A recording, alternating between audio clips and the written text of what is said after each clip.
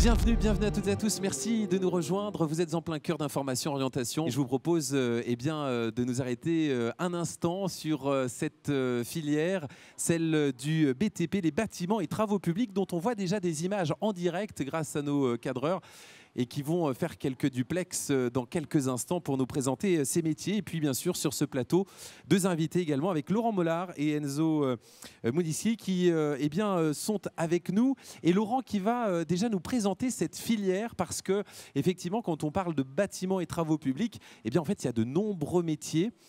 C'est une filière qui est très large et donc voilà des mots qui sont très simples mais une grande famille derrière. Est-ce qu'on peut déjà expliquer quels sont les domaines d'intervention et puis les métiers qui se cachent derrière ces mots?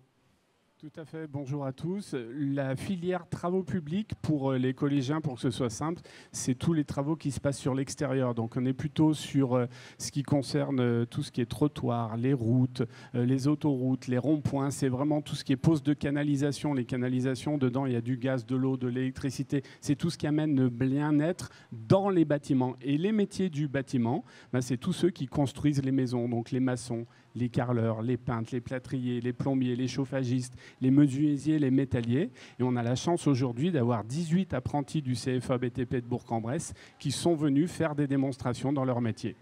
Et on voit une filière qui, évidemment, est très mobilisée. Donc, ça veut dire qu'il y a des choses qu'on voit. Il y a des choses qu'on ne voit pas aussi, mais qui sont essentielles dans le bâtiment. C'est aussi là tout ce qui est très, très intéressant. Ces corps de métier, alors quels sont-ils? Est-ce qu'on peut les décrire et puis voilà, en citer quelques-uns? Au niveau des différents métiers, en termes de formation au CFA, donc à Bourg-en-Bresse, on est positionné sur 4 niveaux de formation. On a un premier niveau qui est le CAP. Ça dure 2 ans.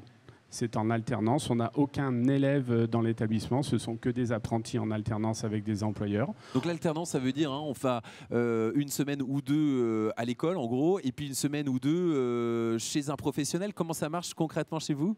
Je propose qu'on demande à Enzo, qu'il prenne la parole puisqu'il est en alternance. Alors Enzo va nous le dire dans un instant. Alors on a commencé effectivement à décrire les formations. On va les terminer quand même.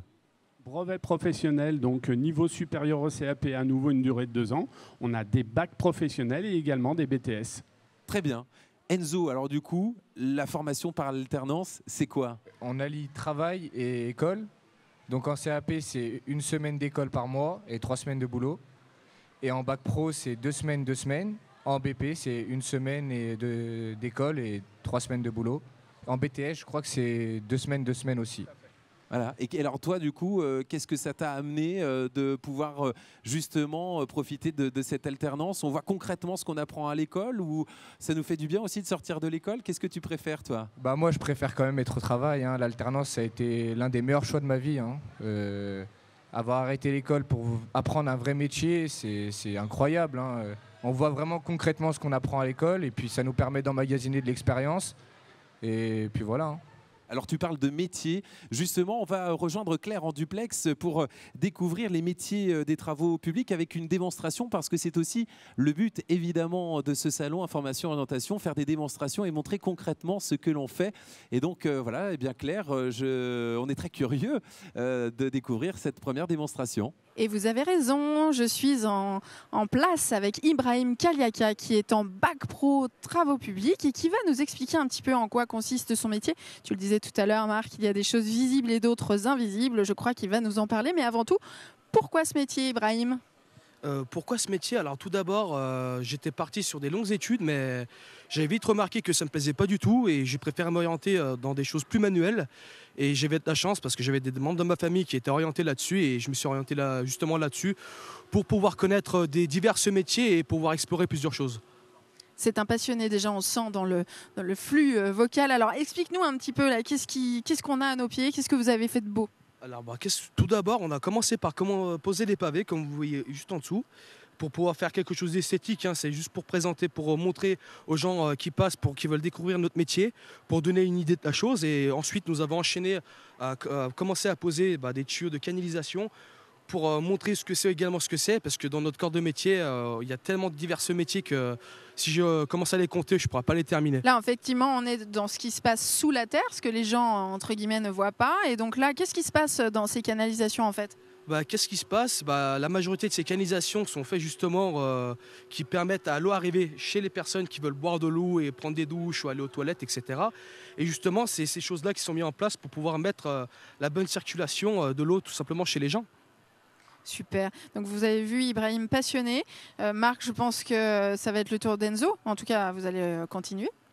Et oui, parce qu'Enzo nous a expliqué ce qu'était effectivement l'alternance, mais il va quand même nous expliquer sa formation parce qu'il est en bac I2CER et là, en fait, moi je suis perdu. Alors déjà, est-ce que tu peux nous expliquer ce que c'est, s'il te plaît? Alors, le bac pro ICER, c'est un bac pro pour les installations chauffage, climatisation et énergie renouvelable.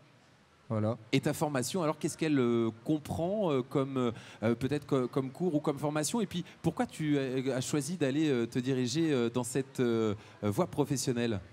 Moi, après le collège, je suis parti en seconde générale. Ça m'a pas plu, je m'ennuyais, j'avais envie de commencer à travailler. Et mon père avait une entreprise de plomberie et de chauffage. Tiens donc.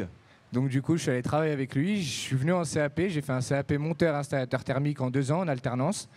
Ça m'a plu et j'ai décidé de continuer. Du coup, je me suis orienté vers un bac pro installateur, chauffage, climatisation et énergie renouvelable. Donc ton chef d'entreprise pour l'alternance, c'était ton père? C'était mon père, ouais. Et comment on fait pour travailler avec son papa? C'est facile ou pas? C'est un peu compliqué parce qu'il est plus exigeant avec moi qu'avec ses autres ouvriers, mais bon, on y arrive, hein.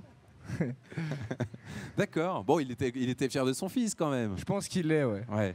Et alors du coup, cette formation, tu la continues. Qu'est-ce que tu as envie de faire après? Est-ce qu'il y a peut-être une envie de continuer de se former ou d'aller travailler? Non, moi j'ai envie de continuer. J'aimerais bien aller faire un BTS FED, fluide, énergie et domotique.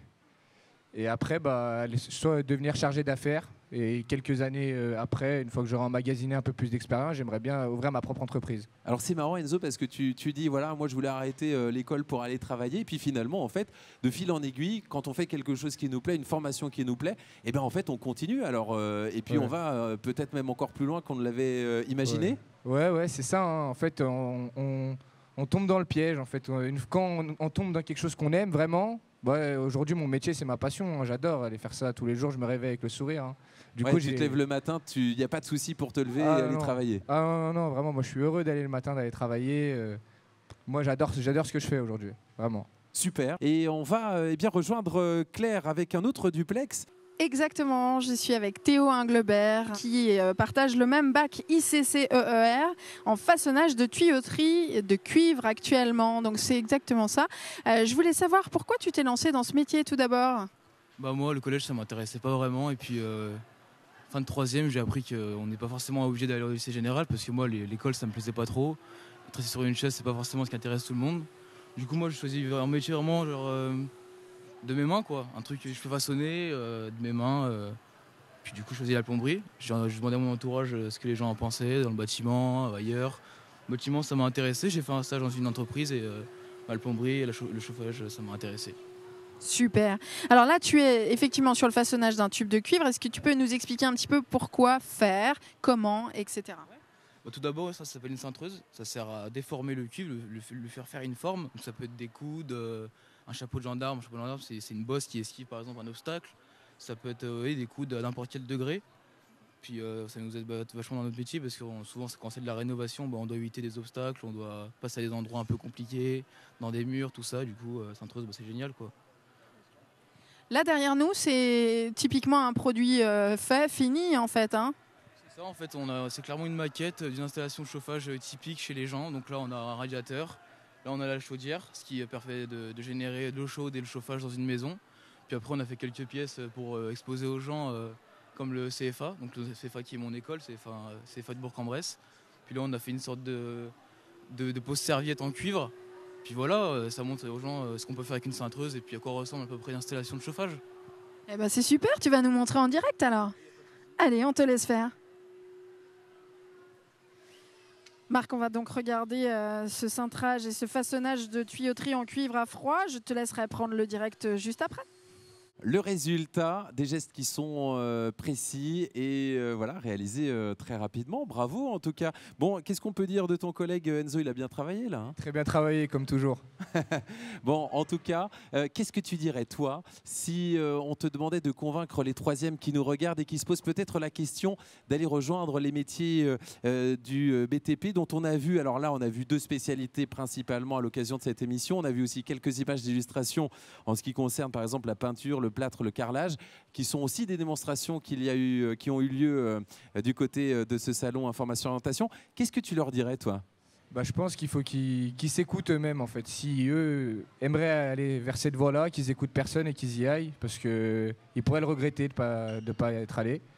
Et il ne faut pas avoir peur, parce que souvent, en tout cas, moi je parle pour mon cas, mon CFA il m'a quand même vachement bien accompagné, mes formateurs, mon entreprise aussi. Moi, je tiens à remercier aujourd'hui mon formateur, Monsieur Petitjean. Sans lui, aujourd'hui, je pense que je n'aurais pas réussi à avoir mon CAP. Et voilà, on a quand même un bon CFA qui est avec nous et qui nous soutient. Eh bien, merci Enzo, merci Laurent pour ces témoignages, merci aux intervenants de cette émission. On était ravis de vous présenter et de s'arrêter quelques instants sur cette filière professionnelle qui recrute avec évidemment durant ces 3 jours de nombreux professionnels, des étudiants, des élèves qui viennent présenter donc les métiers des bâtiments et travaux publics. Cette émission, vous allez pouvoir la retrouver en replay sur le site 1.fr comme les autres émissions d'ailleurs des 17 filières qui recrutent ici sur ce salon Information Orientation. Merci et à très vite.